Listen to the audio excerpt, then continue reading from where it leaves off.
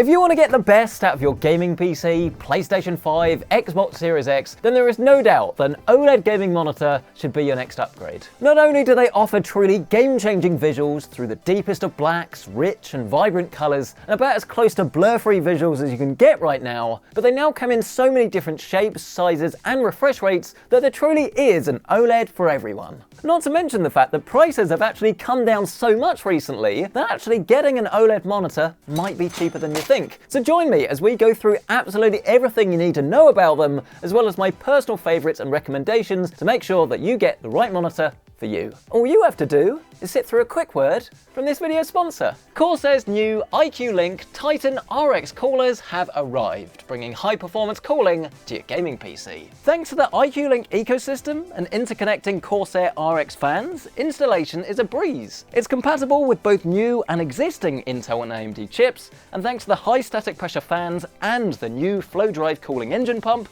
you can expect to game hard while staying cool and quiet. Learn more about this incredible cooler today with a link down below. Right then, let's start with a big one. What exactly is an OLED monitor and why should you get one? Well, put simply, it's because OLED is the best monitor technology out there right now for PC gaming, as it combines the best-in-class color, viewing angles, speed and black levels all into one stupidly thin package. Buying an OLED monitor will transform the way you experience your games and will quite literally, well actually hopefully not quite literally, blow you away every single time you start up a game. Having said this though, there are two notable downsides that you definitely do need to be aware of. The first one is brightness and the second is burn-in. Now, brightness is pretty self-explanatory really, because with a normal monitor you have what's called a backlight on the back of it that illuminates the screen, and obviously this can get super bright, which means in a bright room or with like HDR where you want to kind of like pound in the amount of light you can get, it's a lot easier because you literally have a dedicated light to do that, whereas OLED is self-emitting, so every pixel has its own light source, and this is great in terms of contrast, because it can actually turn off entirely, which is why we say OLEDs have true blacks, but obviously that smaller amount of light is a lot more difficult to be super bright. But to be fair, this comparison is almost a little bit murky these days, and it's only really valid at the absolute top end, so say $750 on a monitor or more, as monitors below this level don't actually have the same high-end backlight technology that can have all of these different dimming zones and still provide like super bright HDR brightness. So if you're kind of comparing like a $500 monitor to a $500 OLED, then chances are the brightness between the two are probably actually going to be quite similar. So yes, the highest end LCD monitors absolutely can get brighter, but they do come at the cost of haloing or blooming because they can't shut off every individual pixel, and you need all of these different brightness zones to kind of replicate what an OLED can do. It's a trade-off between the two different modes, but personally speaking, I would take a dimmer OLED over a brighter QLED or mini LED or whatever it is any day of the week. Perhaps the larger issue really, and something that definitely concerns a lot of buyers, is more going to be burn-in. So I'll get editor Carl to kind of replicate this now. He can have a play with DaVinci Resolve's effects. But essentially with an OLED, if you leave something on screen for too long, so let's say you're image editor by day and you always have like Adobe Photoshop Lightroom open all of the time, if you left this long enough you would start to get all of the user interface actually burn onto the screen. So even when you're viewing something else, you could just about make out those little dials or those numbers. I mean, obviously I'm exaggerating here because this is going to take a long time to actually become an issue, but this is what people are worried about. But I would say in 2024 and going through into 2025, it's not a huge concern because most of the manufacturers do actually have decent burn-in warranties as well. So I think some of the Asus monitors are 3 years, for instance. If you are primarily gaming, I wouldn't worry about it, but if you are going to be maybe like productivity during the day, gaming by night, it is something to bear in mind, but I still think that the advantages of OLED outweigh the negatives. But you might have a different opinion on this, and that's absolutely fine. So yes, as long as you are okay with those two potential flaws, then you are all good to go. The next question becomes, should you go for W-OLED or QD-OLED? And W-OLED is made by LG, QD-OLED is made by Samsung, and both are very similar in the real world, but there are some differences to note. W-OLED panels have been around for a fair bit longer, and early models had better details and text elements, but had lower brightness levels. QD-OLED monitors, meanwhile, got even brighter, thanks to the use of quantum dots and light conversion techniques, but suffered from slightly purple text when viewed up close. The good news though is that the newest and best 2024 panels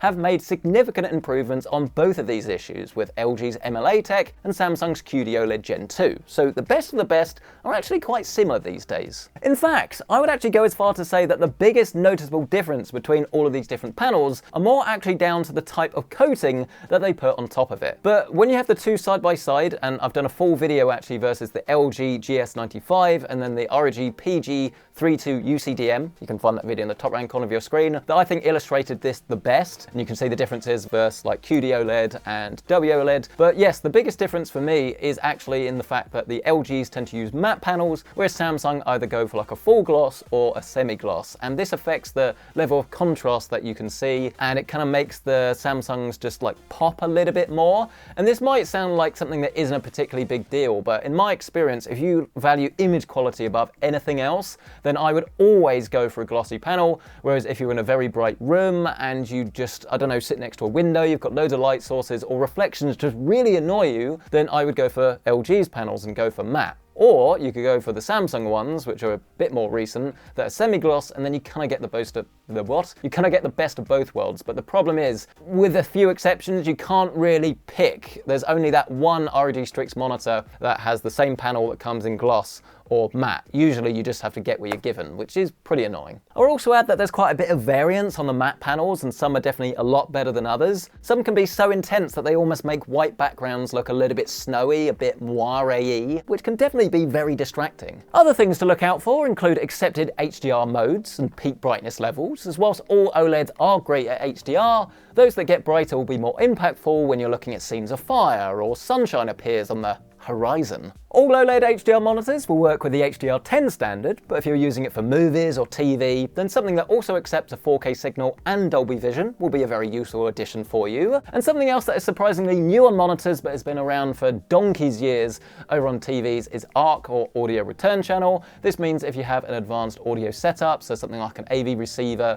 or you're using a soundbar, then you can send audio from your monitor into the soundbar with HDMI, which is very useful. And I would also look at monitors that, where possible, don't have an active fan inside. It's not the end of the world, but early ones like the original Alienware, like G-Sync Ultimate display, this had an active fan that if you were playing HDR games for a while or it was a very hot day, you could actually make out the fan underneath, which was quite annoying. Whereas if you go for something higher end, so a lot of Asus monitors actually do away with this, and then they actually have a built-in custom heatsink inside that's completely passive, so you won't hear it. But then obviously this comes at the cost of cost. You also need to think about what form factor you want, ultra-wide or 16:9, and 1440p or 4K. The most flexible is going to be 4K 16:9, as this works with consoles, PCs, Blu-ray players, Chromecast, Netflix, etc. But 1440p displays can run at even faster refresh rates, which is perfect for multiplayer gaming, and some of them will accept a 4K signal, so you can down-res this to 1440p. Despite this compatibility though, I've got to admit I am an absolutely huge advocate of ultra-wide, as the extra immersion from the added width really makes for a more sensory experience,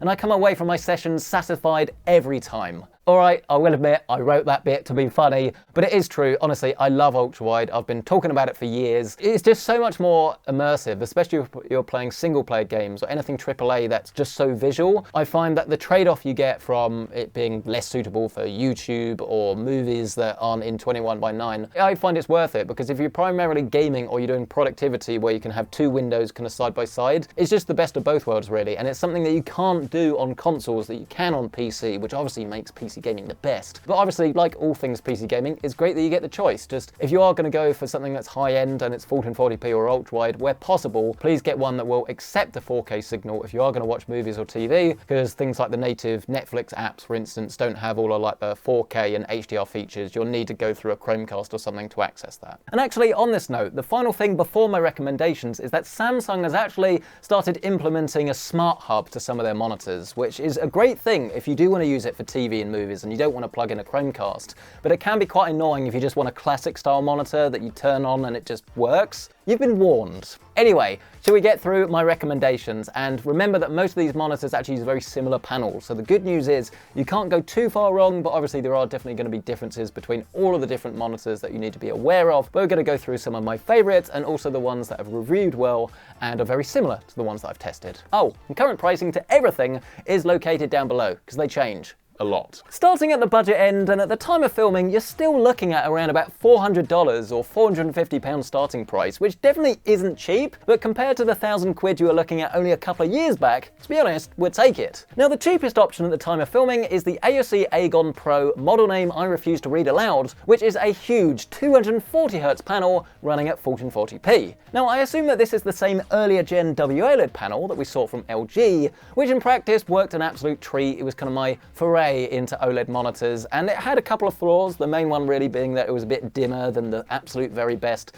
in SDR and HDR, so it's not going to blow you away in terms of HDR visuals, but it really does offer ridiculous value for money, and the response time of this, if you've not used an OLED monitor before, you're going to be blown away with just how clear it looks. If you're prepared to spend a little bit more than this, and you'd rather go for an ultra-wide display, then you could consider the MSI Mag 341 CQP, an earlier ultra-wide display with the same 175Hz QD-OLED panel that I used personally for years on the Alienware version of this. Based on my experience with MSI monitors, it probably won't have the same sturdy stand as the Alienware, but it's a great way to access essentially the same image quality for a likely lower price. Of course, if you were happy to spend a bit more, then you could just get the Alienware, and it does come in two different versions. You've got the F and then the non-F, so one has G-Sync, one has FreeSync, but they've both got the same panel. But the thing to bear in mind is that I think only the F version gets future firmware updates, because you can actually do this, and it also accepts a console 4K mode, which is again going to be very useful if you have like a PlayStation or Xbox, but probably I'll just go for whatever is cheaper. Want to go even faster? Well, there's some new panels from both LG and Samsung. They'll do 3440 by 1440 now at 240Hz, with revised tech that should improve the HDR2. I've literally just finished testing the semi-gloss QD-OLED version of Corsair's Xeneon, and it was very impressive overall, especially in fast games and contrasty HDR, but it wasn't quite as good as the 4K panel that we'll discuss shortly. So instead, I'll probably just go for the MSI version, as it is much cheaper than the Corsair, but it does use the exact same panel, or you could get the W-OLED version with the LG 34GS95 that again is a fair bit cheaper, and it's matte. Next up, we have Massive OLED, for those that want girth and one fat display. The most sensible option is surprisingly probably the Samsung 49-inch Odyssey G93 SC, as this huge 49-inch display simulates two 27-inch Quad HD displays that you can use either as two bezel-less displays, all at 240 FPS. I'll give a shout out and honourable mention to Corsair's Xeneon Flex and the LG 45GS95 too, by the way, as these are massive ultra-wides designed for racing games, but personally I find the 3440 by 1440 resolution just too low to use as a hybrid workstation, though it is fine if you're just doing pure gaming. But now let's talk about super fast OLED, because there really are some frankly ridiculous panels that go so fast that they have to be a multiplayer and esports dream. You have a fair few options in this field, but the absolute best ones are the 480Hz W-OLEDs or the 360Hz QD-OLEDs. I just finished testing the new ROG PG27AQ-DP, and I christened this the best gaming monitor on the planet, and I stand by this. Sure, you can get slightly faster IPS monitors, not to mention the fact that most gamers won't even be playing at 480Hz anyway, so the much lower response time of OLED will be far more useful than the 540Hz that you can get for surprisingly similar money. But let's now talk about the absolute best of the best when it comes to OLED, and the one that we have on our desk is a prime example of this, the latest generation of 4K 240Hz OLED monitors that I think are just the best all-round options, if you've got the money of course. These are the jack of all trades, having amazing detail and sharpness, rich and vibrant pictures, and properly striking HDR visuals. The cheapest of the lot is going to be the MSI 321 UPX, which is a glossy QD OLED, and it looks ridiculously good, and it really does blow my mind every time I play a game on it. It's an insane experience. But sorry, Editor Carl, you're gonna have to blur this bit. The stand on that monitor is absolute shit. It wobbles about like crazy, and I honestly thought, for a monitor this price, how have they implemented the monitors on the desk over there, if you haven't realised? How have you implemented that? Rubbish. So bear in mind, if you are going to buy that monitor, I would strongly advise you get a desk arm or actually mount it on your wall. But to be fair, if you want the best setup anyway, you'd do that. So it's not necessarily the end of the world, but something to bear in mind. The W-OLED alternative, meanwhile, is actually rather clever, as it uses a matte panel and gets slightly brighter in real-world use than the QD-OLED alternative, but its party trick is that it can actually double as a 1080p 480Hz monitor too, which is going to be perfect for esports. Now granted, the image quality in this mode wasn't exactly amazing, but it is going to have its use, but the image quality in real world SDR, HDR and 4K is still pretty mesmerizing. It's an awesome display, it's highly recommended. It's just that for me, The thing that lets it down is the matte panel, and if you're screaming at the TV or monitor or whatever saying, no, I want matte, who's matte? Then, you know, that's fine. This is why you have these different options. I think it's great that you can get a matte and you can get a glossy, but for me, the glossy is quite literally the icing on the cake, and that little bit extra contrast and color volume that you get purely just from the way it's displayed to you with the panel is fantastic. And you're often find when you look at reviews that some of these LGs will come out slightly above it in terms of brightness, in terms of maybe color volume and things. But in terms of what your eyes see rather than what's measured, I know this kind of sounds a bit like bullshit again, but genuinely, when you get the two side by side, it's kind of crazy the difference just this coating makes. It really is a nicer experience. So for me, I would go for the MSI, or I would probably go for this one that we have on the desk now. And I've got a load more written down on the script, but let's just get into the real meat of it. I think this is the best all-round option. So this is the Asus ROG PG32 UCDM, and this is not the most expensive one. That Corsair Xenon probably still takes that crown. It's an expensive monitor, but I think it offers everything really you could want. It's got a very good warranty on it. I think it's 3 years and actually covers burn-in. It's got one of those custom heat sinks, so it doesn't have an internal fan in it. And the image quality, the contrast, everything about it is phenomenal really. The HDR modes work on this really well as well. It's very striking. It's not quite as good as like a proper high-end OLED television, but it's not that far off. And because it's a flat panel, I think it's nicer if you're going to use this for work and play. So I think overall, this is my favorite monitor if you're willing to kind of like pay a little bit more for it essentially. And 240 Hertz as well is insane, and it's just so usable. We can play single player, multiplayer, everything is great. But if you want to save money, then I would also strongly consider looking at the Alienware version of this. Again, reviewed this a couple of months ago on the channel, and I think this is probably the best all-round option for everyone in terms of build quality, image quality, and price. It's a lot more affordable than this. You should just be aware that it's curved. So for a gaming perspective, I think that this is either fine or very good, depending on what you favor. But for work, I prefer to have a flat panel, which is why I would go for this one. But the Alienware is a very close second place, and because it is that much cheaper, still has amazing build quality, has ARC, things like that, Dolby Vision, is going to be a great option. So all in all, there definitely are some absolutely fantastic QD and W-OLED monitors out there. There's not necessarily a one-size-fits-all. The closest to that probably is going to be a 4K 240 Hertz, but it's great that there are so many options so that if you want an ultra-wide, you want something big, you want something small, then most things are covered. Personally speaking, I'm not buying any of them because I'm still waiting, or at least hoping, for a 38-inch 3840 by 1600 monitor to replace my IPS that I have, because that's still my favorite size, favorite resolution.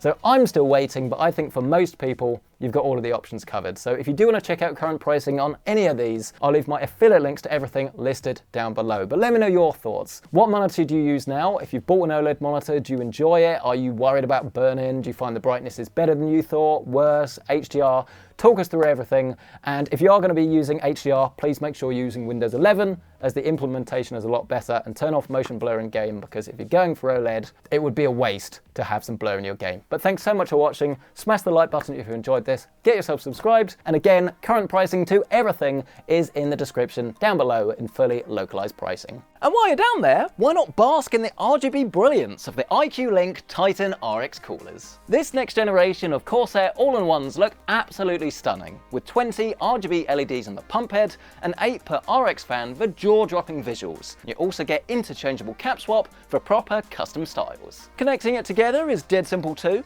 all thanks to Corsair IQ-Link, and it comes in black or white, 240, 280 and 360 sizes. Get your call on today, learn more with the link below. But thank you guys so much for watching this. We'll catch you in the next one. I love doing monitor videos. It's my crack.